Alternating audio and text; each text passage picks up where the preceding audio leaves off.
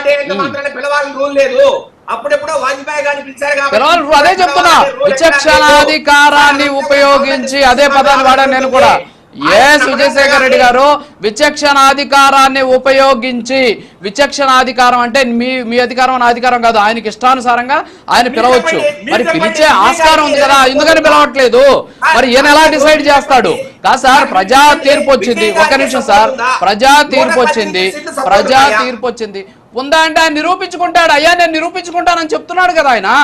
నిరూపించుకోకపోతే అప్పుడు చర్యలు తీసుకోండి. ఇప్పుడే మీరు ఎలా చర్యలు తీసుకుంటారు? అరే మీకు ఎలా తెలుసు సార్? మీరు కూడా అలా మాట్లాడితే ఎలాగా? మీకు ఎలా తెలుసు? నిరూపించుకోలేడని మీకు ఎలా తెలుసు? చెప్పండి. ఒక్క నిమిషం, నిరూపించుకోలేడని మీరు ఎలా చెప్తారు చెప్పండి నాకు? నిరూపించుకోలేడని మీరు ఎలా చెప్తారు నాకు? ఈ రోజు ఆయన తరపున ఆయన కాంగ్రెస్ పార్టీ సంబంధించిన లెటర్ ఇచ్చారు. వేరే ఎక్కడ ఏ పార్టీ సపోర్ట్ చేయలేదు. సార్ ఒక్క నిమిషం వినండి. మీ అన్నాడీఎంకే, మీ ఎన్డీఏకి సంబంధించినటువంటి అన్నాడీఎంకేకి సంబంధించినటువంటి ఎమ్మెల్యేలను రిసార్ట్ లో పెట్టుకొని మీరు రాజకీయాలు చేస్తా గవర్నర్ చేసేది రైట్ అని చెప్పడం ఎంతవరకు సంబంధించిన అర్థం కావట్లేదు. మీరు ఫ్లోర్ టెస్ట్ పెట్టమని చెప్పండి. ఫ్లోర్ టెస్ట్ పెడితే ఎమ్మెల్యేలు ఏమన్నా, ఒక నిమిషం, ఫ్లోర్ టెస్ట్ పెడితే వినండి సార్, ఫ్లోర్ టెస్ట్ పెడితే బేషరతుగా మిగతా ఎమ్మెల్యేలు, వినండి సార్, మిగతా పార్టీకి సంబంధించినటువంటి ఎమ్మెల్యేలు సపోర్ట్ చేయొచ్చేమో. మరి మీరు ఫ్లోర్ టెస్ట్ పెట్టకుండా వాళ్ళు తీసుకెళ్లి క్యాంపుల్లో పెట్టుంటే నీకు 118 మంది పేర్లు ఇచ్చి వాళ్ళు సంతకాలు పెట్టాలంటే ఎక్కడి నుంచి పెడతారు? చట్టాన్ని వాడండి, చట్టాన్ని కనీసం బేషరతుగా సార్, వినండి సార్, వినండి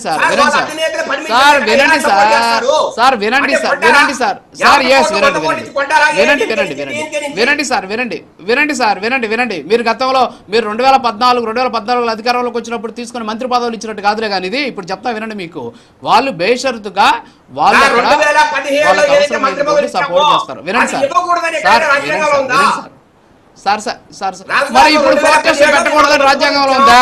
మరి బేషరతుగా సపోర్ట్ చేయకూడదని రాజ్యాంగంలో ఎక్కడన్నా రాస్తుంది? ఒక నిమిషం సార్, బేషరతుగా పెట్టకూడదు. విప్పు చూసుకుంటది, అది విప్పు చూసుకుంటే సార్, అది విప్పు ధిక్కరిస్తే అప్పుడు చూసుకుంటారు, విప్పు జారీ చేసినాక చూస్తారు. ఏమో మరి డిఎంకే పార్టీకి సంబంధించిన ఎమ్మెల్యేలు సపోర్ట్ చేస్తారని ఎవరికి తెలుసు?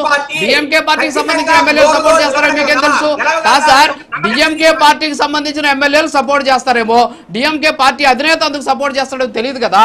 అన్నీ మీరే మాట్లాడిస్తే ఇంకేం మాట్లాడాలి చెప్పండి? చట్టం పెట్టుకొని చట్టం గురించి మాట్లాడకుండా అప్పుడేమో 1996 లో ఏమో వాజ్పేయి గారికి నిరూపించగలిగినటువంటి సత్తా ఉంది అని చెప్పేసి అప్పట్లో ఉన్నటువంటి రాష్ట్రపతి గారు భావించారా?